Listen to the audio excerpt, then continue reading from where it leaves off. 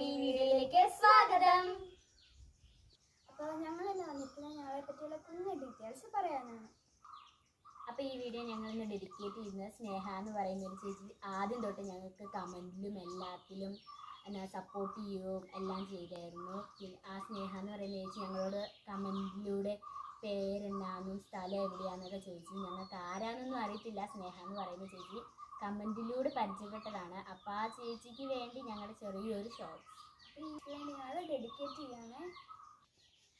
Hello friend, എൻ്റെ പേര് അലീന നിഷാദ്. എൻ്റെ പേര് അനാമിക ബാസി. ഞങ്ങൾ 8th സ്റ്റാൻഡേർഡിലോട്ട് പഠിക്കുന്നു.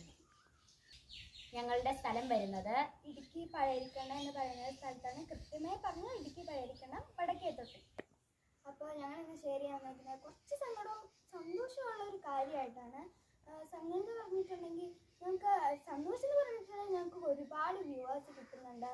സങ്കടമായിട്ടുള്ളത് ഞങ്ങൾക്ക് ആരും സബ്സ്ക്രൈബ് ചെയ്യുന്നില്ല. ഞങ്ങൾക്ക് ഒരുപാട് അത്യാവശ്യം കുറച്ചൊക്കെ വീഡിയോസ് ഇട്ടിട്ടുള്ളൂ. ബട്ട് ഞങ്ങൾക്ക് സബ്സ്ക്രൈബേഴ്സ് അങ്ങനെ കൂടാറില്ല. കാണുന്നവരൊക്കെ ഒന്ന് സബ്സ്ക്രൈബ് ചെയ്ത് സപ്പോർട്ട് ചെയ്യണം. പിന്നെ മെയിനായിട്ട് ഞങ്ങൾ ഈ വീഡിയോ ഡെഡിക്കേറ്റ് ചെയ്യുന്നത് സ്നേഹാബിനി എന്ന് പറഞ്ഞൊരു ചേച്ചിയാണ്. സ്നേഹ ചേച്ചി ഞങ്ങളെ ഫസ്റ്റ് തൊട്ട് സപ്പോർട്ട് ഞങ്ങളുടെ ഫസ്റ്റ് വീഡിയോ ഇട്ട് സപ്പോർട്ട് ചെയ്യുന്നുണ്ട്. മിക്ക വീഡിയോസിൽ നന്ദി ഇടുന്നുണ്ട്. ആ ചേച്ചി ആരെന്ന് പോലും ഞങ്ങൾക്ക് അറിയില്ല. കമ്പനിയിലൂടെ മാത്രം ഞങ്ങൾ പരിചയപ്പെട്ട ആ ചേച്ചിയാണ്.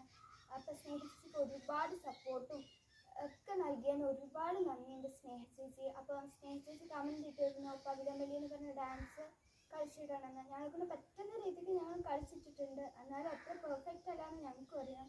സോറി, ഞങ്ങളെ കൊണ്ട് പറ്റുന്നത്ര ഞാൻ ഇട്ടിട്ടുണ്ട്. അപ്പോൾ താങ്ക് യു ഫോർ സ്നേഹ ചേച്ചി, ഓൾ ദ സപ്പോർട്ട്. ഈ വീഡിയോയിൽ ഒരു ചലഞ്ച് തരുന്നുണ്ട്. ഞങ്ങൾ ഈ വീഡിയോയിൽ സ്നേഹ ചേച്ചി എന്ന് ഇതുകൂടി കൂട്ടി എത്ര വട്ടം പറയുന്നുണ്ടെന്ന് കമന്റ് ഇടുക.